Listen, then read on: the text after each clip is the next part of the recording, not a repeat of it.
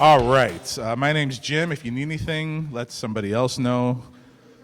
I want to bring up our speaker here because we were worried about him for a minute. We couldn't find Robbie. We were worried that he was, mugged. But no, Robbie's here. Robbie Fitzwater is here. He's the founder of MKTG Rhythm.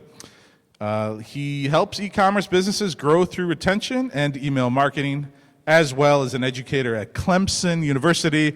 He's going to talk 3 surprisingly simple ways to grow your business through email. Welcome, Robbie Fitzwater.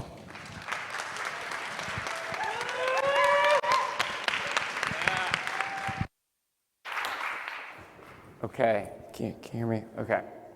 So, yes.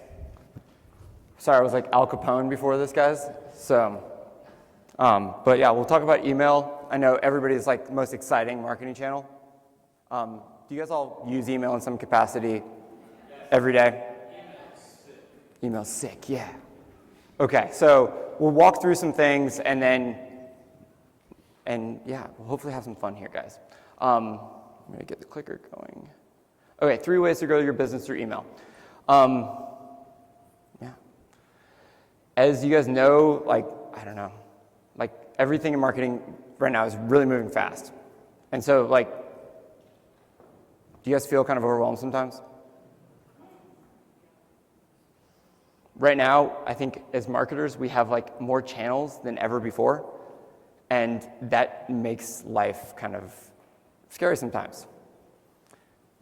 Everybody here uses these in some capacity in some ways, but basically, again, we've got to figure out which pieces of the pie we use and how we use them.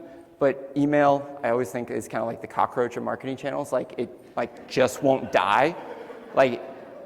It's been talked about dead since 1989 and still going on. And yeah, it's kind of crazy. So a 10,000-foot view of me, and this is when you guys should all be saying "Aw, that's so sweet." Yeah, those are my sons, August and Emery. We live with my wife, Anastasia, in Greenville, South Carolina. I'm from Kansas City. Yes. We got a lot of Chiefs fans, and then a lot of new Chiefs fans this year because of Taylor Swift. So we will take you.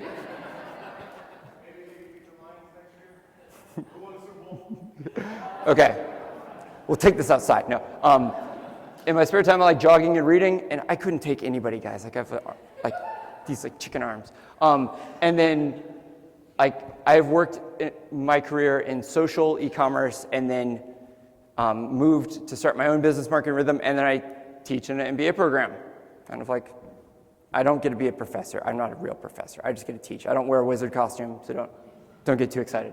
But what I wanted to talk about early on is how email kind of surprised me as a marketer, and how I got into email really in a way that wasn't as traditional, but kind of fun. So again, like I mentioned, starting in social, I was a director of social for Clemson University for 6 years. Was a lot of fun and got to do some really cool things there. And then decided, hey, why don't I take a leap and try something different and step into the e-commerce space. We were just the most engaging university, the second most engaging university on social for 2 years straight, riding high, excited. And I was going to go step into e-commerce and take on a new challenge. It was going to be great. The business I went to was called Freshwater Systems. We sold water filtration and water supplies for municipalities and everything in between.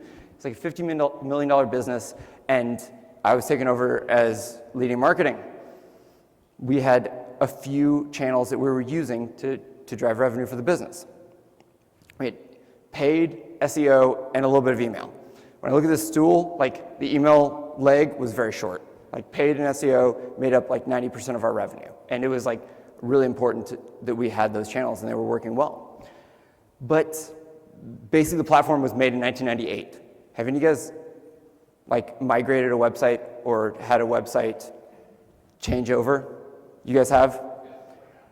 It's like breaking a bone to get this set right. It's a very painful experience. I don't recommend it. When that happens, though, one of these channels is going to get thrown off. And when you're trying to like change that over, when we kind of had to at this point, because the system was like from 1998, it was like built on beer cans and sticks. It was not going to last very long. Like you put a discount code in that site and it like crashed. It was bad. So we had to kind of migrate, and we had to go through this process. But during that process, when we migrate, like it basically was taking like 45% of our revenue and lighting that shit on fire. And so around this time, like I'm realizing, oh my gosh, what am I gonna do? What am I gonna do? This is terrifying. Like, needless to say, like I had a few feelings. Seeing like just like money like going away. And basically like if I broke this down, guys, like it was basically like we earned about $3 per organic session. Driving organic traffic, we earned $3 per session. If we're losing hundreds of thousands of sessions in like a month and a quarter, like that's a lot of money. And I'm the new guy who's taken over marketing and came from social. It's cool, guys, don't worry. It was kind of intimidating. It was kind of scary. So, trying to find a way to like, hey, why don't we at least like cushion the blow a little bit?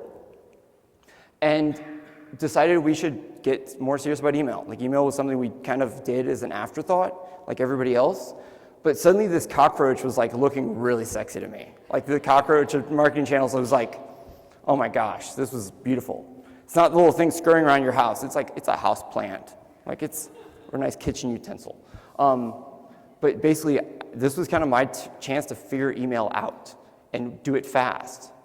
And was lucky enough to try this and get it to work, but I realized really quickly that like when I started doing it, it felt like cheating.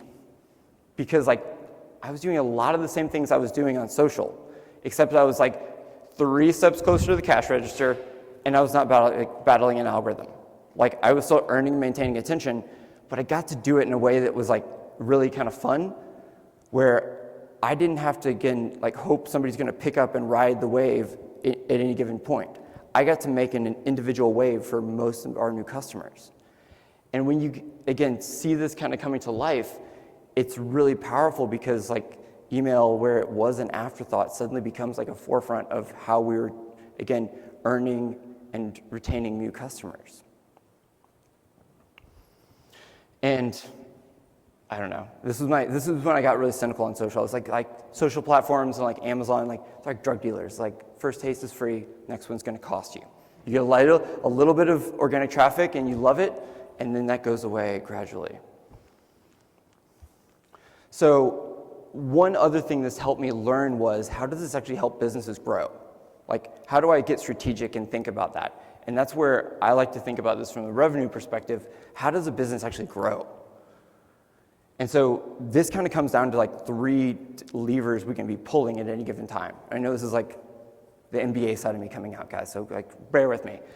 But, and this is not my original idea, I like learned about this from a guy named Jay Abraham, but basically we can increase the number of customers, we can increase our average order value, or we can increase the lifetime value of our customers. Okay, show of hands, or like basically put your fingers up. Who here says, or just put 1, 2, or 3 fingers up. Which one of these things is going to be the most impactful for a business to grow? We got some 3s, we got some 1s, 2s, 3s. And we're working with like 40% of our audience right now. So guys, we do not have a full representation right now. But yeah, okay, we got a good number. Basically, all of these, if we were to double any one of these, it's going to double the value of the revenue of the business. And so one's not more important than the others, but which of these don't come with an acquisition cost, guys? 2 and 3. And generally, if we can keep people purchasing for a longer period of time, we can move that average order value up because they may need a bigger bundle each time. And that's what's really kind of unique about this is we think like pulling the lever of, again, new customers is the most impactful way to grow. It's not. Like, we're not building a vending machine, we're building a business. And so like bringing new people in and churning through isn't as effective as like getting them to purchase multiple times. And so building some of that into the business model was what like we could really focus on there, is because suddenly, hey, I have a retention channel I can bring people back into the business through, and we can consistently grow.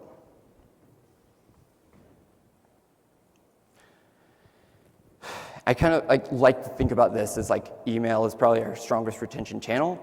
And again, the framing for this is always like email is kind of like the person your parents wanted you to date in high school. It's stable, reliable, and smart. Going to grow up to be like a doctor, an engineer, or professor. But they're not sexy. They're not sexy. They don't drive a motorcycle, wear a leather jacket, so it generally doesn't get the attention it deserves and can maybe like an afterthought for a lot of businesses. But constantly focusing on acquisition can get really expensive, and then, again, wanting to give email a bigger seat at the table here. So we'll find ways to walk through some ways to bring creators and their audiences together through email. So what we do with our business, Marketing Rhythm, we work to build what's called, we like lovingly call an email ecosystem. If you guys want like slides, I'll give slides to you guys. I'll make slides available for you guys afterwards. But very, very flattered you guys are taking pictures. That's always like, yeah. My fragile ego is like loving that validation right now, so thank you. Basically, we want to be doing a few different activities on a regular basis. We want to be building an audience. And when we build an audience, like that's getting people onto our list, and we also want to be collecting data along the way. So what can we learn about them that's going to help us serve them in a better way along the customer journey? We also want to be sending campaigns that are going to be relevant and helpful and timely for them. So things that are going to be, again, exciting, keep them engaged, and to the point where they may be ready to purchase. And then we're also going to be building automations. And the automations basically think of like what we want people to do and what levers we can pull to get them to do that. So automations can be anything from like a welcome sequence that you guys may receive when you sign up for a new website to like an abandoned cart or a lot of different things in between. Basically, if you can see a behavior on a site, you can automate it. And thinking about that from the strategic point of your businesses is going to help to kind of think through like how to do those in a way that's going to be meaningful. And when these all work together, it kind of works to build a system that kind of works for you in a lot of ways, because you're collecting an audience, collecting great data to use, and then keeping them engaged through campaigns, and then keep driving the behaviors we want to see through automations. And so this piece, each one of these pieces serves its purpose, and they all work together pretty well. So we'll start off with number 1. Focus on and own your audience. And I know what all of you guys are thinking, like, yeah, like own your audience. Like, how many of you guys have heard this at least once here? Okay. And we're working with like 20%. Our numbers are going down every time, guys. We got to get our numbers up. Yeah, own your audience. And I'm talking about this in the perspective of like owning some, again, your audience in terms of like the data you're capturing on them, and then owning the behavior you want them to take. So we'll walk through this. This was me in 2008. Oh, I had the sunglasses on. This was. Wait. I know, I was a baby. Sorry, I had to get a drink of water. Okay, this was me in 2008.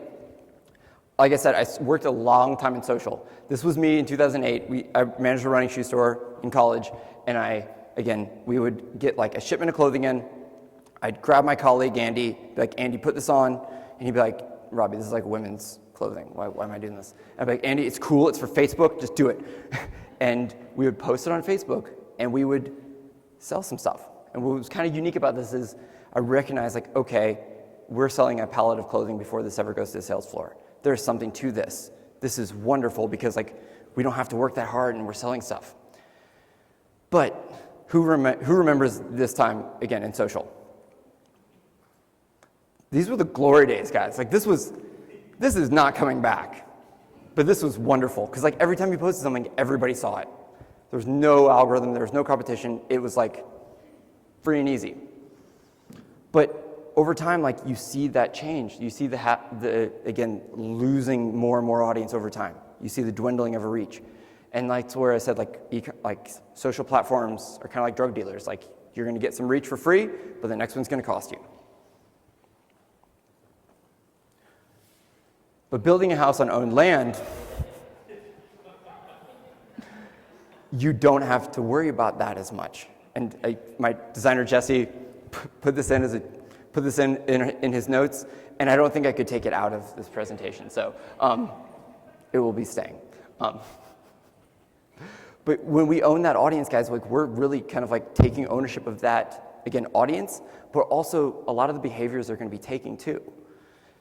So over time, we want to be driving people through, like, again, kind of a hierarchy, or we want to be kind of like walking them through the behaviors we want to see at the outcome at the end of the day.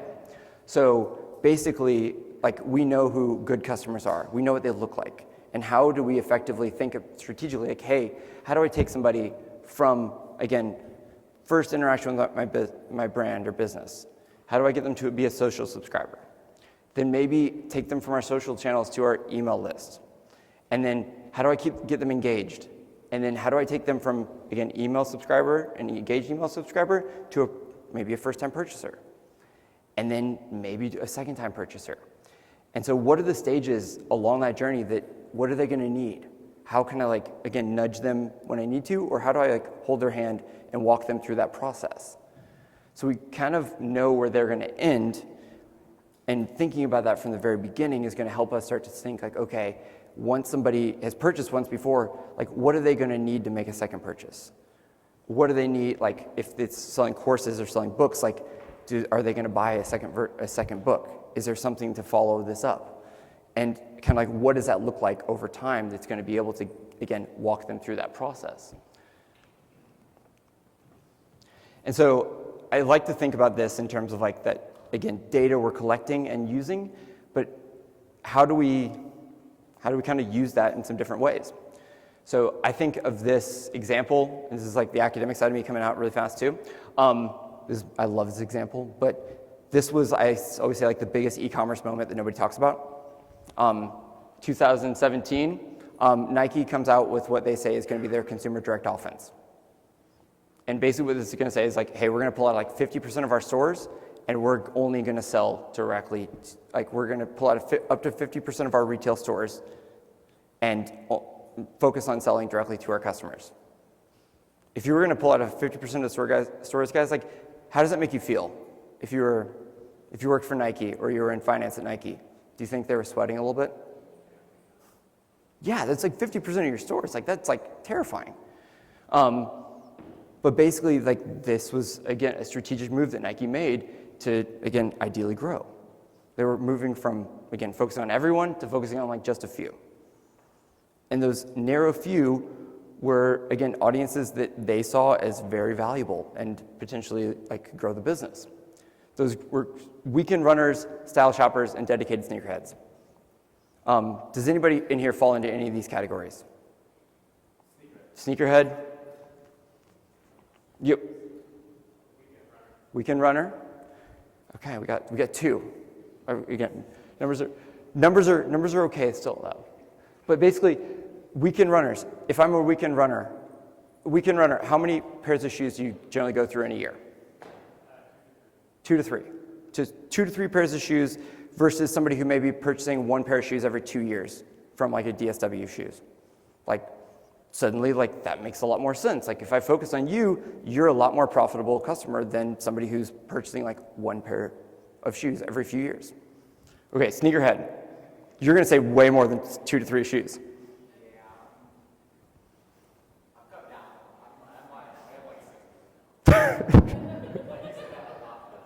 I'm a sneakerhead and I have a problem. That's a big audience. And like people that love it. And that's where they become really profitable and really valuable to them because like suddenly like they're focusing on whales as opposed to just like finding everybody. And do you use like the Nike sneaker app? And are you purchasing them directly through Nike through that app? And they target me on all websites. They follow me all over. Yeah.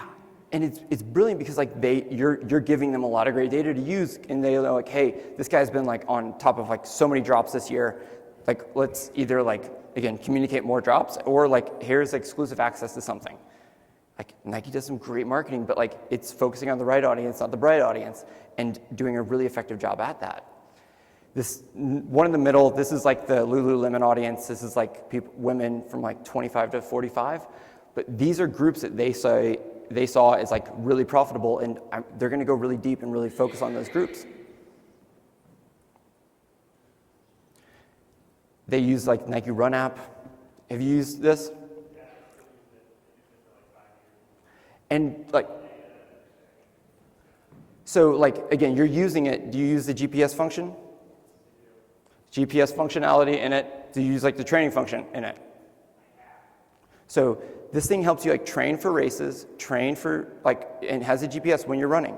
So like when you're training for something, or like they know you have a race coming up, hey, you've ran like 450 miles in your shoes, you need a pair of shoes every 500 miles, wink, wink, nudge, nudge, just wanted to give you a nice heads up. Or like your race is coming up in 2 weeks, here's a $10 off a pair of shorts.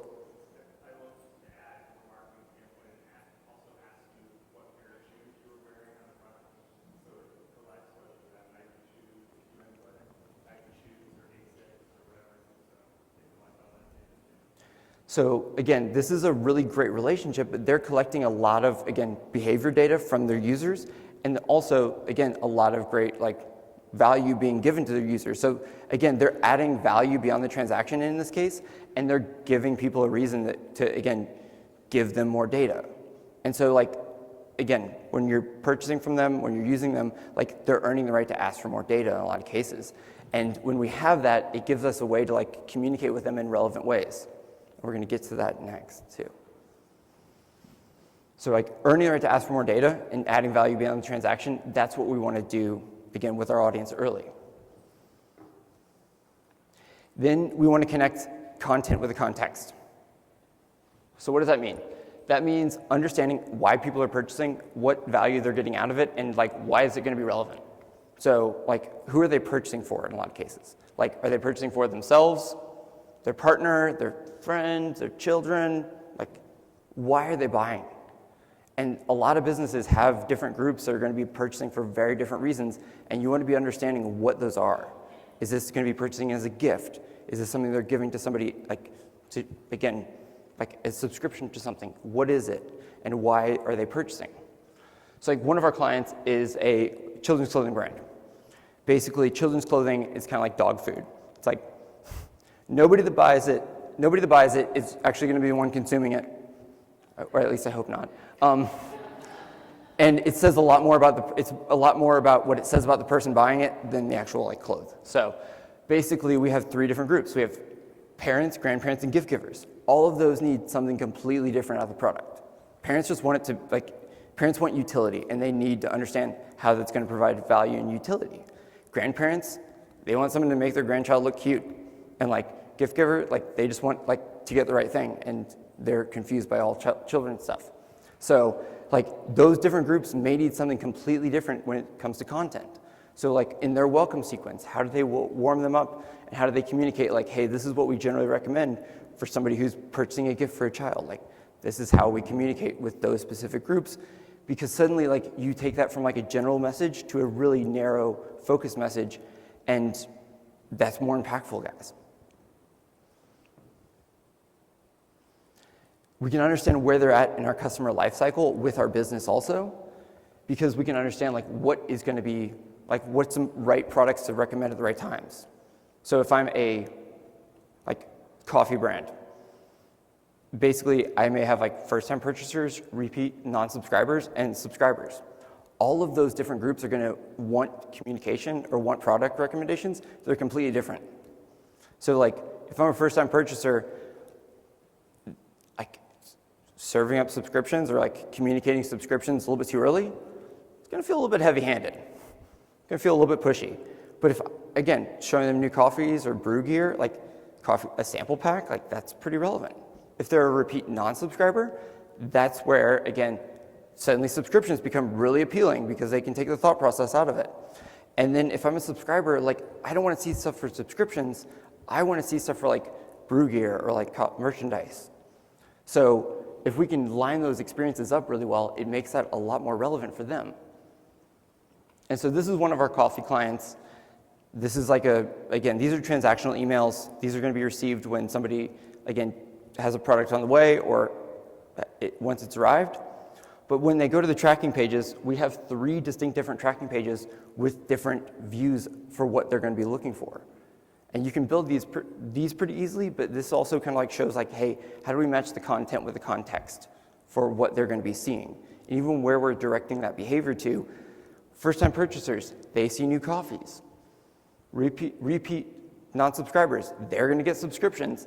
And for the subscribers, like they're not going to get any subscriptions or new coffees. They're going to get like brew gear and ways to brew coffee differently. So we want to understand like what they need and how to give that to them at different times.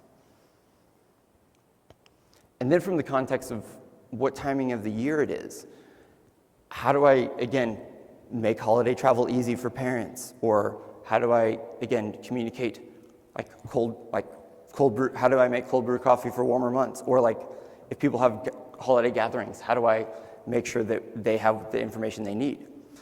And for spring break, how do I keep my kids occupied during spring break? All of these are going to be relevant for those audiences, but those different times of year are different times where you can communicate to them in meaningful ways. And you guys have, the best part about this is, and I'm always trying to like find that right balance, you guys all have like a baseline of great content that you guys can work with, which is a huge distinct advantage. For most e-commerce businesses, like we're always like trying to like reverse engineer a lot of content. You guys have that content you can build off of and stuff that you know people have engaged with, so you know what they're going to need at different times. You have a really clear, intimate understanding of those groups.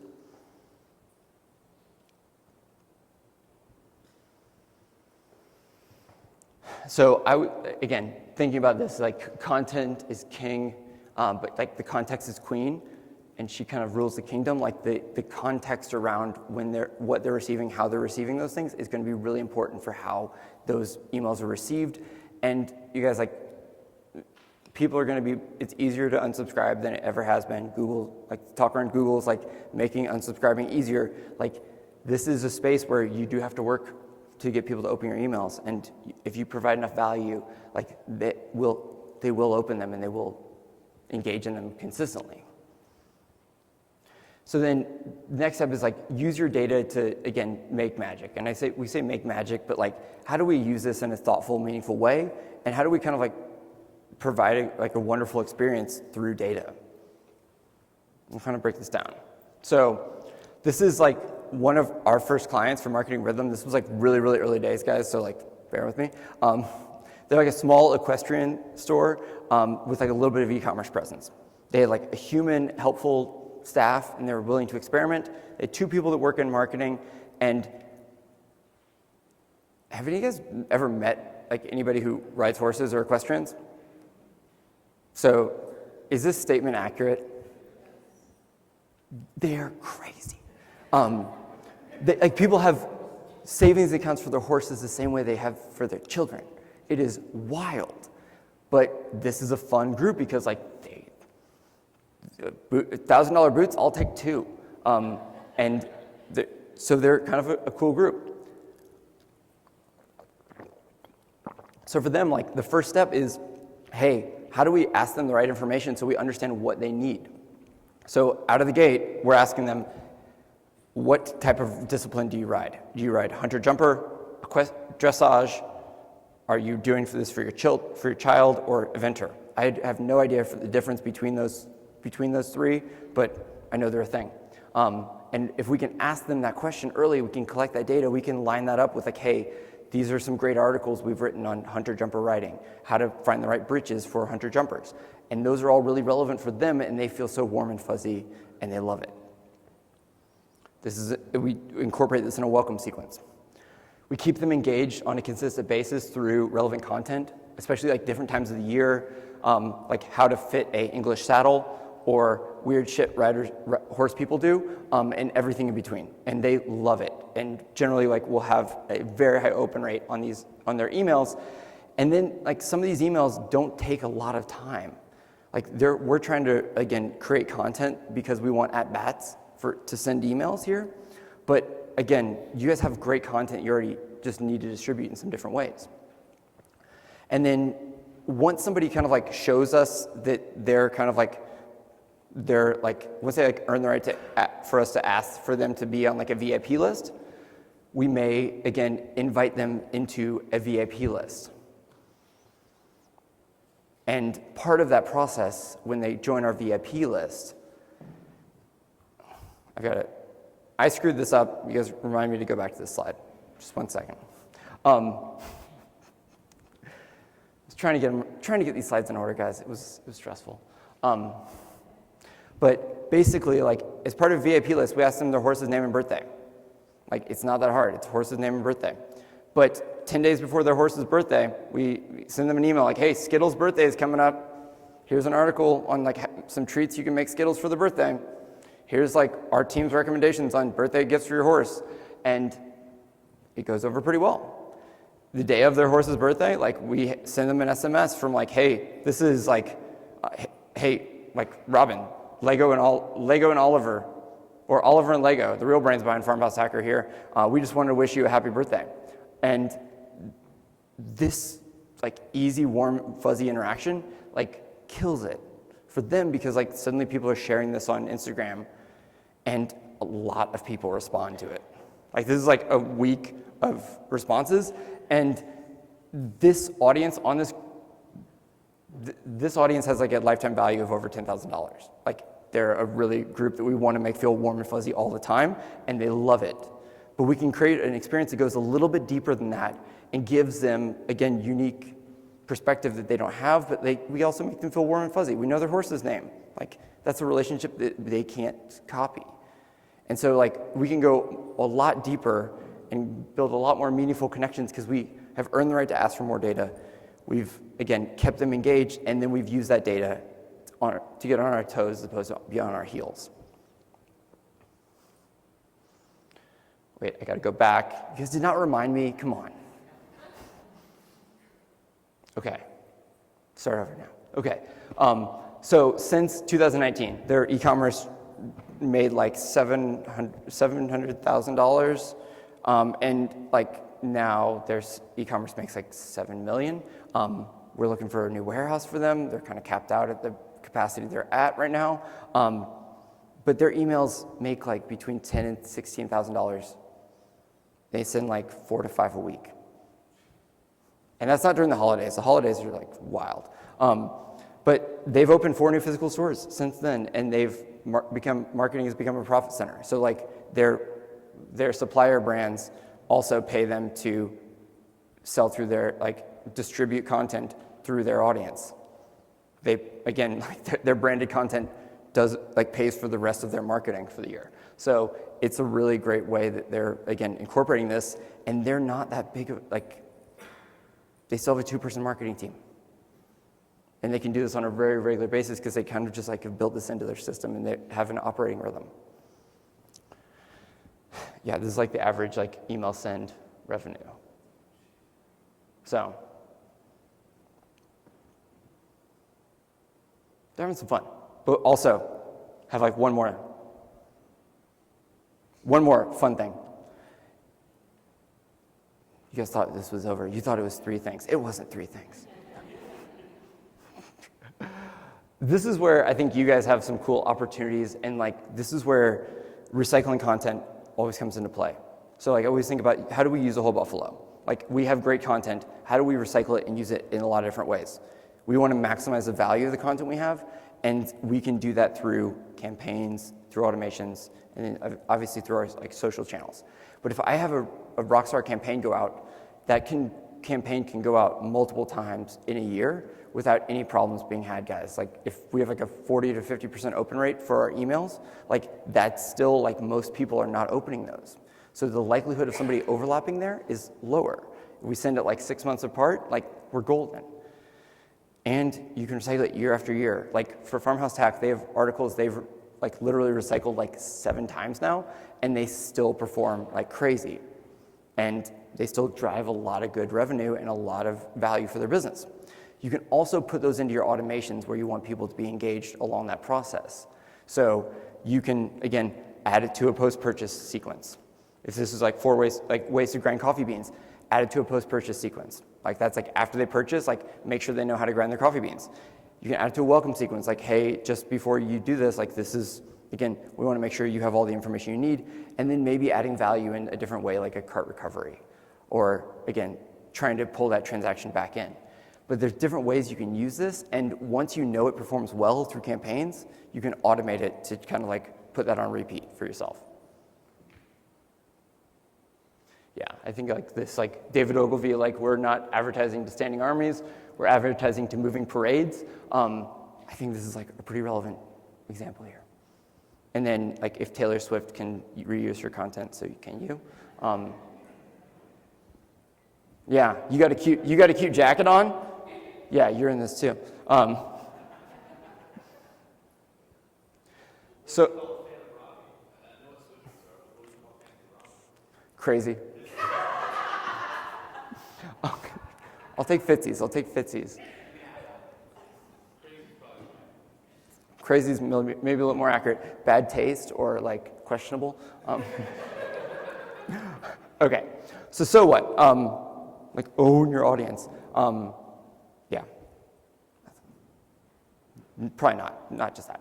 Basically, like guys, like we're living in a space where like marketing's becoming more competitive and everybody's eyeballs and attention are more challenging to reach and connect with. So like this is where we want to be more human than others. If we can out-human our competition, like that's a real differentiator anymore. And so like we're not, again, gonna outscale the giants in our space, but if we can connect in a different way and out-human our audience, like that's how we win.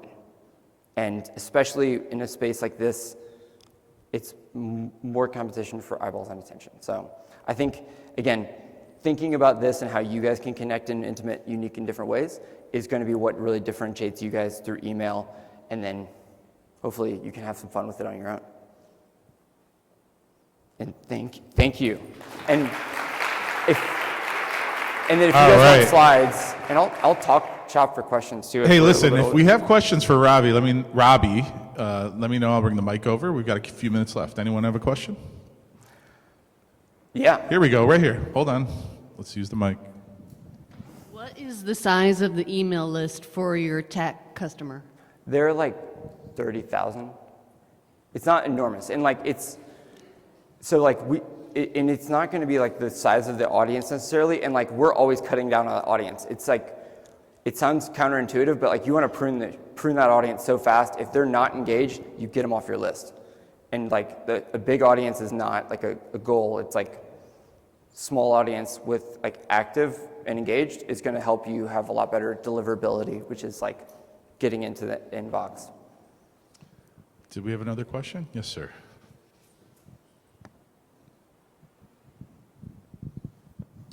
Thanks, Robbie. That was great.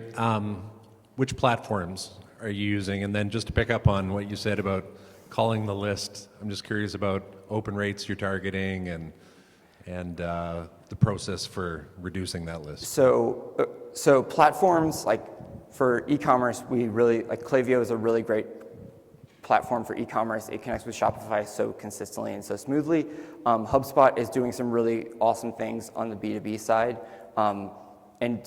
those are mainly the ones we work with our clients, just because like we want to see like sales enablement through HubSpot and revenue attribution through Klaviyo. They're all going to be, again, kind of like a lot of these nuts and bolts features are going to be the same. Those are just ones that we've found like very consistently working. Yeah, and then the attribution around those has been really smooth. Also, like with HubSpot possibly being acquired by Google, it's probably not a bad thing in the long term.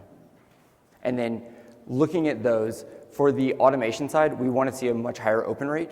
So like, I don't talk about open rate a lot. Like open rate's kind of like a general like directional tool.